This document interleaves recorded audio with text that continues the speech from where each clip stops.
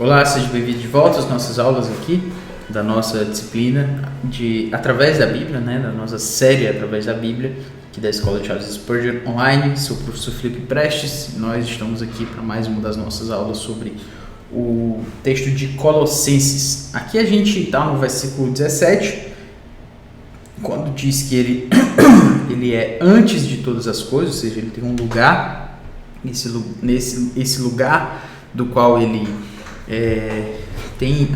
no qual ele está, dá a ele esse direito de ser supremo sobre todas as coisas.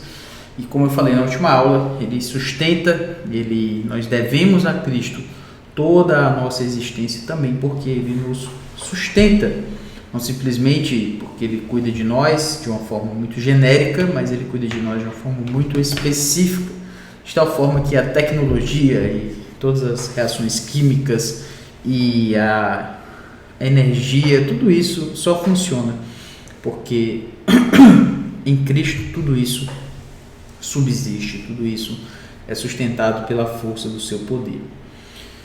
E aqui nós seguimos adiante aqui com o versículo 18 agora, em que nós temos agora a posição de Cristo sobre a igreja, certo? Quando diz, ele é a cabeça do corpo da igreja.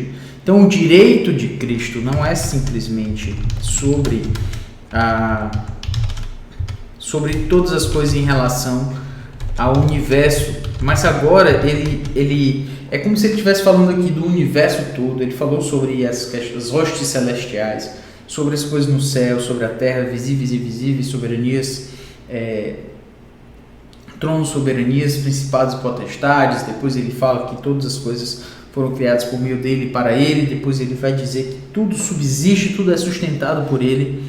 E agora ele chama o poder e o espaço, na verdade, a ênfase dessa supremacia, é como se ele puxasse agora a ênfase dessa supremacia para a pessoa de Cristo dentro da igreja. Ele é a cabeça do corpo da igreja. Interessantemente, depois ele vai continuar falando sobre ele é o princípio primogênito de entre os mortos, para em todas as coisas ter a primazia, e depois volta, porque aprove a Deus que nele residisse toda a plenitude e tal. Então, nesse sentido, ele começa a dar um tom redentivo, certo? Ele começou com um tom redentivo lá nos versículos 12 a 14, falando que nele há a redenção, a remissão dos pecados e tal. E agora ele volta a esse tema aqui, ligando isso à igreja. Ele é a cabeça do corpo da igreja, ou seja, Cristo é supremo sobre a nossa igreja. As coisas na igreja, tudo a gente falou aqui sobre o universo, alguém poderia pensar que isso é muito genérico. E agora a gente está indo de uma forma mais específica. Cristo está ligando esse papel dele a um espaço da igreja. Cristo é a cabeça do corpo da igreja. Ele é o líder, ele não simplesmente, além de ser, uma coisa envolve a outra, mas as duas estão ligadas e ele decidiu chamar atenção para as duas. Ou seja, se ele é supremo sobre todas as coisas, dos céus e na terra, ele é supremo sobre a igreja. Mas a gente vê Paulo não deixando de chamar a atenção para o fato de Cristo ser supremo sobre a igreja. Ele é a cabeça do corpo da igreja. Ele é a cabeça, ele é o princípio, ele é o principal da igreja. E essa é a posição dele. A gente vai já ver por que ele é o cabeça do corpo da igreja, porque ele ressuscitou. Mas antes de a gente falar sobre isso, a gente precisa definir: Cristo é o supremo sobre a igreja. Aí agora nós devemos pensar em termos de aplicação. Se Cristo é a cabeça do corpo da igreja, ele precisa assumir, ou seja, nós precisamos evidenciar essa supremacia na nossa vida como igreja. E como é que eu vou evidenciar o espaço de Cristo como supremo na minha igreja? É porque o culto da igreja, ele não é feito para os jovens, O culto da igreja não é feito para os casais, o culto da igreja não é feito para os mais velhos, o culto da igreja não é feito para as crianças, o culto da igreja não é feito para os mais pobres, o culto da igreja não é feito para os mais ricos, o culto da igreja não é feito para os brancos, o culto da igreja não é feito para os negros. Eu estou fazendo todas essas separações sociais aqui para a gente poder entender que às vezes as pessoas querem fazer uma igreja voltada para um certo público. Mas o culto da igreja, ele é para Cristo. Quando você chega lá em Apocalipse, aí você vai ver o Cordeiro. Quem é que está sendo adorado? Quem é que está no centro da adoração? É o Cordeiro, não somos nós, não é o homem, não são os anjos. Quem está no centro de todas as coisas é o Cordeiro.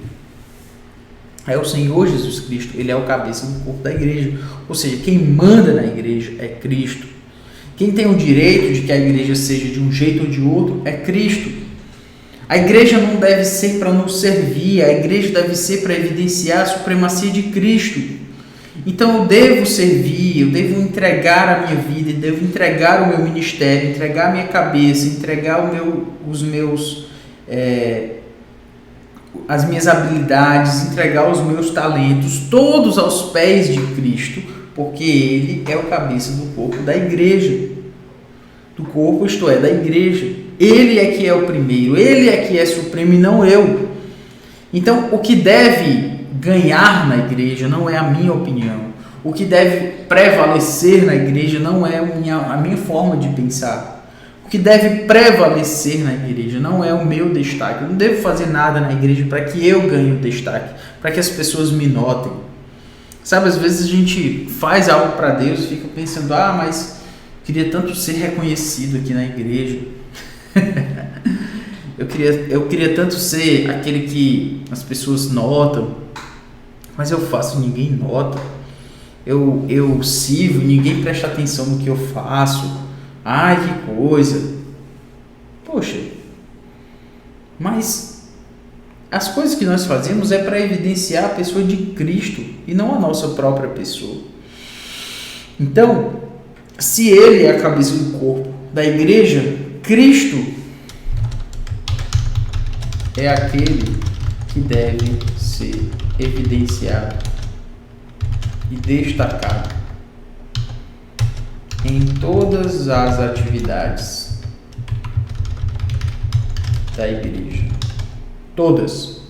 Cristo deve receber o destaque e não nós. O culto não é, às vezes a gente sai da igreja e diz assim, não gostei muito do louvor. O problema é seu. O culto não foi para você. A música não foi para você. Se foi uma música que foi feita respeitosamente, uma música que não tem uma heresia, que não tem uma falsa teologia, que não tem uma teologia fraca, foi uma música que foi bem trabalhada, que teve não estou falando de um culto que foi mal feito, assim, mal organizado, que foi desorganizado, e aí você acha ruim, mas você acha ruim é porque exatamente ele foi desorganizado, Cristo não merecia mais. Mas se o culto foi bem realizado, né, ele foi bem organizado, foi feito com decência e ordem, e você está reclamando do louvor, sinto muito por você. Mas o culto ele não foi feito para você nem para mim. O culto foi feito para que Cristo fosse evidenciado. Essa é a pergunta que deve ser feita depois de um culto, depois de uma programação da igreja, depois de uma reunião da igreja, para a gente pensar quem é que foi evidenciado aqui, quem é que recebeu o centro desse destaque, dessa ênfase. Quem foi que recebeu? Foi fulano de tal, ele é que recebeu todo o crédito aqui. Então está errado, porque quem é o cabeça do corpo, isto é, da igreja, é o Senhor Jesus Cristo. O texto prossegue aqui quando ele diz, tudo foi criado por meio dele. Aliás, eu estou aqui, ele é o cabeça do corpo da igreja. Ele é o princípio, o primogênito de entre os mortos, para em todas as coisas ter a primazia. Ou seja, quando ele diz, ele é o princípio, é bem interessante ele falar isso aqui no versículo 18, Porque a palavra para princípio, lá no grego, é a palavra que dá origem também à ideia de governante, certo? Então ele é o primeiro, ele é o que governa, é o que manda, ele é o que está em primeiro lugar. Ele é o princípio, o primogênito de entre os mortos. Ou seja, Cristo, quando se fala aqui o princípio, o primogênito de entre os mortos, para em todas as coisas ter a primazia,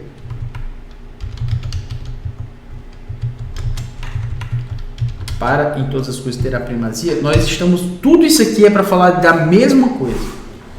Ele é o princípio, o primogênito de entre os mortos, então, princípio, primogênito de entre os mortos, para que para em todas as coisas ter a primazia. Princípio, primogênito, primazia. Prestou atenção aí? Princípio, certo? Primogênito, primazia. Sobre todas as coisas. Ou seja, Cristo tem o direito de ser supremo por conta da sua ressurreição. O lugar da supremacia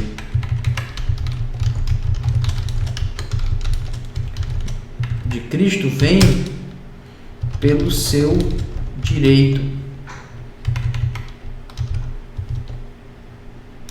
por conta da sua ressurreição. Cristo foi o primeiro a ressuscitar. Se Cristo foi o primeiro a ressuscitar, é porque ele tem o direito sobre todas as coisas. Aí você poderia dizer, não, mas teve outras pessoas que foram ressurretas antes de Cristo. Ele mesmo, certo? Lázaro, por exemplo, a filha de Jairo, foram pessoas que antes de Cristo ressuscitar, ressuscitaram. Mas a questão é que Cristo é o primogênito porque ele ressuscitou, todas as outras ressurreições seriam possíveis. Porque Cristo ressuscitou, preste atenção aqui no que eu estou falando. Porque Cristo ressuscitou, por isso que ele é o primogênito de entre os mortos. Porque exatamente pela razão de ele ter por ele ter ressuscitado, todas as outras ressurreições foram possíveis. Ele foi o primeiro, o que garantiu. Então, a supremacia de Cristo, ela deve vir exatamente porque a nossa vida foi transformada. A nossa forma de evidenciar a supremacia de Cristo pelo seu direito em sua ressurreição é nós mostrarmos para as pessoas que nós morremos e que ressuscitamos, ou seja, que fomos regenerados, nascemos de novo, temos uma nova vida. E teremos uma vida ressurreta no futuro. Ou seja, tudo isso para dizer o quê? Viver uma vida que evidencia tanto o meu novo nascimento, quanto a minha esperança nos céus, como a gente viu inclusive lá na saudação, aliás, na oração de Paulo. Por que aqueles irmãos tinham uma fé em Cristo e um amor por todos os santos? Por conta da esperança que eles tinham guardado nos céus. Ou seja, uma vida escatológica, uma vida de lembrança daquilo que Cristo fez por nós. Isso gera em nós uma transformação de vida hoje.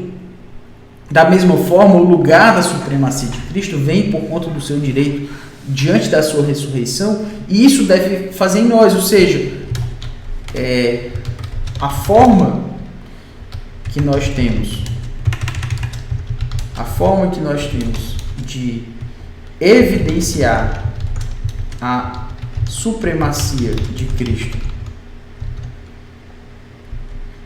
por conta da sua ressurreição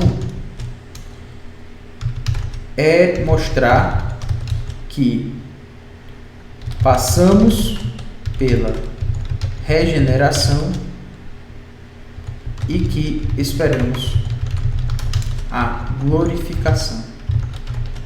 Por quê?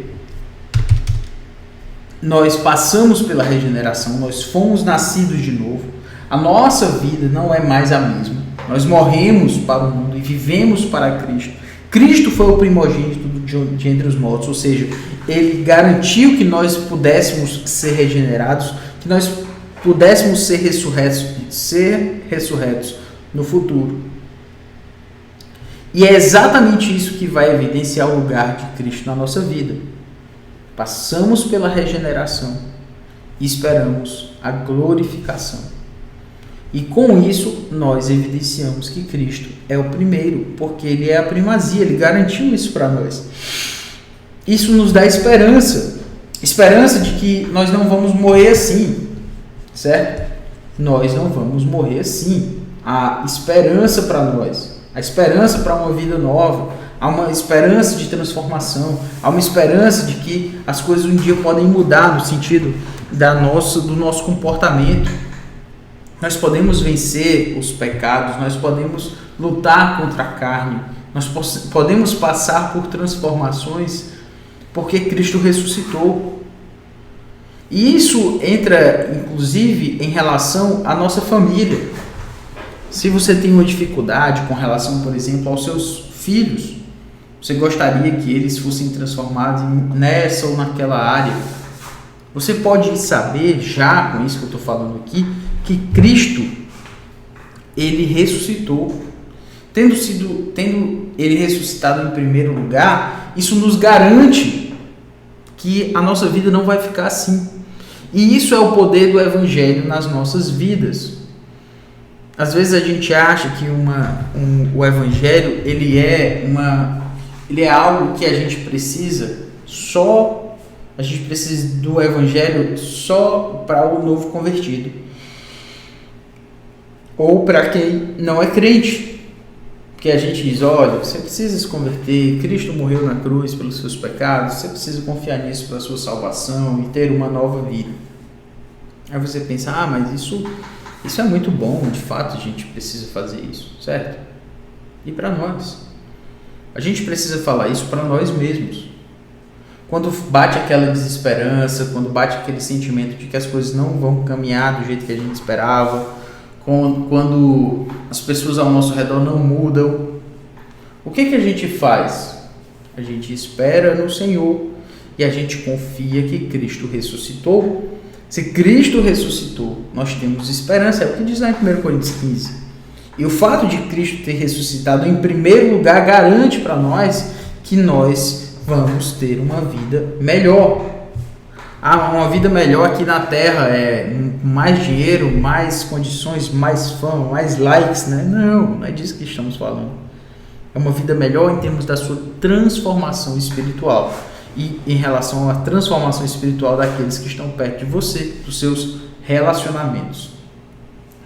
Ele é a cabeça do corpo da igreja, ele é o princípio primogênito de entre os mortos, para em todas as coisas terá primazia. A ressurreição garantiu a primazia de Cristo e nós precisamos evidenciar isso através de uma clareza em relação à nossa regeneração, de que nós mostramos para as pessoas que a nossa vida não é mais a mesma, de que ela foi transformada e que agora eu não volto mais para a minha vida de antes. E ao mesmo tempo eu tenho uma garantia de que eu não vou ficar do jeito que eu estou, de que a minha vida vai continuar sendo transformada e de que eu preciso da clareza desse evangelho, da ressurreição. Cristo ressuscitou, eu não vou morrer assim. Cristo ressuscitou, eu vou ser glorificado. Cristo ressuscitou, vai ter um dia que a minha vida não vai ser afetada pelo pecado. Cristo ressuscitou e as pessoas perto de mim podem ser transformadas não pela minha força, mas pela clareza de que Cristo ressuscitou. Isso me dá esperança de vida. Isso me dá esperança para mais uma semana. Eu acho que às vezes a gente, na hora dos nossos ensinos, na hora da nossa pregação, da nossa aula, às vezes é possível que a gente bata muito nas pessoas, que a gente traga muitas exortações pesadas. Eu acho que de fato precisam ser feitas, algumas exortações, sim, claro, mas ao mesmo tempo eu acho que às vezes a gente não aponta para Cristo, não aponta para a ressurreição como deveríamos apontar. Mas a gente tem aí, ele é o cabeça do corpo, da igreja, o princípio primogênito de entre os mortos, para em todas as coisas ter a primazia. Então, destaque o Senhor Jesus Cristo através da sua vida, exatamente pela transformação que ele causa e pela esperança de continuar transformando a nossa vida, pela sua ressurreição. E aí nós temos o versículo 19, que diz o seguinte: porque aprove a Deus que nele residisse toda a plenitude. Toda a plenitude. Para mim, o que é interessante sobre esse texto, né, no versículo 19, porque aprove, a palavra aprove é a palavra para... foi da boa vontade de Deus. Sabe aquela palavra beneplácito lá de Efésios? É essa palavra aqui, aprove a Deus. Deus aprove a Deus. Deus quis, pela sua autodeterminação, ou seja, porque ele de fato quis, sem ser contingente, mas porque ele de fato quis isso. O que foi que Deus quis? Deus decidiu algo, pela sua boa vontade, pela sua eudoquia. O que foi que Deus quis? O que foi evidenciado aqui pelo apóstolo Paulo? Deus quis, aprove a Deus que nele residisse toda a plenitude. Interessantemente, a palavra toda aparece de novo. Já falei para você como Cristo precisa e ele tem o direito sobre todas as coisas. Mas a ideia é dizer que é tudo, toda a plenitude, tudo, absolutamente toda a plenitude. É uma espécie de redundância, ele está repetindo aqui a ideia. Toda a plenitude é quase dizer chover no molhado, é quase dizer subir para cima e descer para baixo. Você não consegue perceber isso? Toda a primazia é tudo é subir para cima e descer para baixo. É isso. Ele está sendo enfático até demais, né? Ou seja, é quase como se ele estivesse dizendo: meus irmãos ainda não entenderam. Em Cristo reside toda a plenitude. Tudo, absolutamente tudo reside nele. A plenitude, a completude de todas as coisas, certo? Então, quando ele diz aqui, quando ele diz nele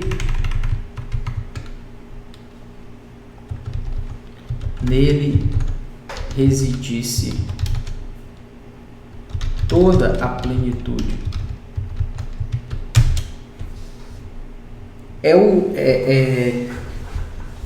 o fato de que Cristo, ele é o Senhor sobre tudo, ele é Deus, ele é a imagem do Deus invisível, como a gente já chamou a atenção, e ele é toda a plenitude. Ou seja, a completude, ele é aquilo, ele é o lá. Sabe quando a gente diz assim, um dia eu chego lá? Pois é, Cristo é o lá. Lá no sentido de ele chegou aonde deveria chegar. Nele reside toda a plenitude. Ou seja, nele existe toda a completude. Cristo alcançou o que precisava alcançar. Sabe, às vezes as pessoas, né, fazem aí, agora está na moda fazer uma tal de meditação de mindfulness, né? Mindfulness.